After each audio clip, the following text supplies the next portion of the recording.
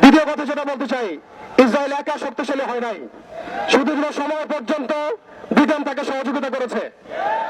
তারাই একত্রে হাত মিলিয়ে অটোম্যানদেরকে উৎখাত করেছিল।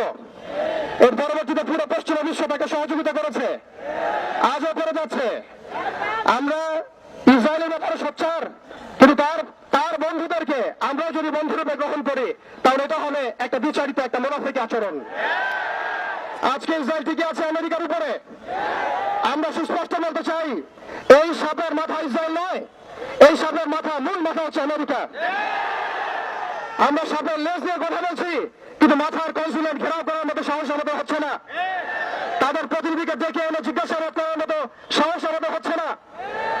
আমরা ইসরায়েলের তৎপর, কিন্তু আমেরিকার যে আগ্রাসী ভূমিকা, কে ইসরায়েলকে অর্থ দিয়েছে, কে ইসরায়েলকে অর্থ দিয়েছে, বল দিয়েছে? কোন সভ্যতা ইসরায়েলকে দাঁড় করিয়েছে? কোন সভ্যতা ইসরায়েলকে অর্থ দিয়েছে, বোমা দিয়েছে, সাহায্য করেছে? আমরা ইসরায়েলের ব্যাপারে সোচ্চার হলেও কেন আমরা আমেরিকার ব্যাপারে সোচ্চার নই? কেন আমরা পশ্চিমাদের ব্যাপারে সোচ্চার নই?